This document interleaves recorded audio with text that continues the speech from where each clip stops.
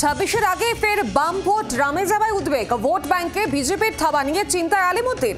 26-এর আগে তা আটকাতে পারবে সিপিএম? জি 24 ঘন্টা এক্সক্লুসিভ মোহাম্মদ সেলিম। বাম ভোট রামে যাওয়া নিয়ে চিন্তা বাড়ছে বা সিপিএম এর? বিস্তারিত জানবো। ইনি টেলিফোন লাইনে রয়েছেন প্রতিনিধি মৌমিতা চক্রবর্তী। মৌমিতা, দেখো 21-এর নির্বাচনের পর যে ফল বিশ্লেষণ হয় সেই ফল বিশ্লেষণে দেখা যায় যে এই বিষয়টা সামনে আসে যে বাম সমর্থকদের অধিকাংশের ভোট সেটা কিন্তু গেরুয়া শিবিরে শিফটিং হয়েছিল। তা অস্বীকার করতে পারেনি সিপিআইএম এবং তারা তাদের যে ইন্টারনাল রিপোর্ট সেই রিপোর্টে একাধিকবার সে কথা মেনেও নিয়েছেন। কিন্তু এবারের নির্বাচনে তেমনটা যে হবে না সে বিষয়েও কনফিডেন্ট মোহাম্মদ সেলিম, সিপিএম এর রাজ্য সম্পাদক। তাদের বক্তব্য 21-এর পরিস্থিতি আর 26-এর পরিস্থিতি এক নয়।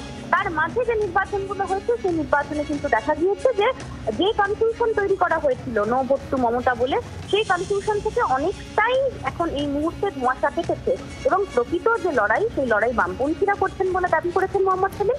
এবং সেই জায়গা থেকে দাঁড়িয়ে 26-এর নির্ণায়ক ভূমিকায় সিপিআইএম এর এই যে ভোট ব্যাংক কাজ করবে সে বিষয়েও আত্মপ্রত্যয়ী সিপিএম রাজ্য সম্পাদক। ধন্যবাদ মৌমিতা। আপনাদের শোনাবো কি বলেছেন মোহাম্মদ সেলিম, শুনুন।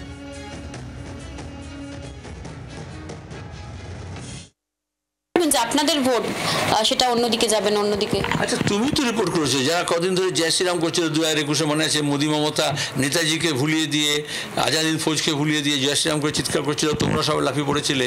এবার তো তুমি দুর্গাপুরে তুমি তো রিপোর্ট করে যেতে সম্ভব। তো সেখানে তো যেই জয় শ্রীরাম পার্টি তো রাম ছেড়ে দিয়ে এখন দুর্গাকালী নিয়ে মেতেছে, মমতা ব্যানার্জি তো এখন জগন্নাথ নিয়ে মেতেছেন, আমরা মানুষ নিয়ে মেতেছি।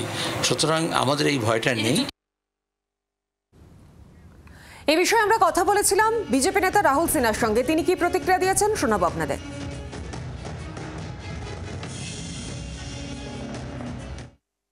সিপিএম এর যারা নেতা তারা হচ্ছে তৃণমূলের স্তাবক, তৃণমূলের ভক্ত, আর যারা সিপিএম এর সাধারণ কর্মী তারা হচ্ছে তৃণমূলের বিরোধী এবং বিজেপির ভক্ত। তৃণমূলের অত্যাচার তলার যারা কর্মী তারা তো দারুণ ভাবে ফেস করেছে, অথচ সিপিএম এর যারা নেতা তাদের গায়ে একটা আঁচড়ও লাগেনি, কারণ তারা ঠিক সময় মতো মমতা ব্যানার্জির পায়ে পড়ে গেছে এবং ওই সময় মমতা ব্যানার্জির কাছে গিয়ে একদম কাটলেট থেকে শুরু করে ভেজিটেবল চপ থেকে শুরু করে সমস্ত কিছু ফিশ ফ্রাই খেয়ে নিয়েছে।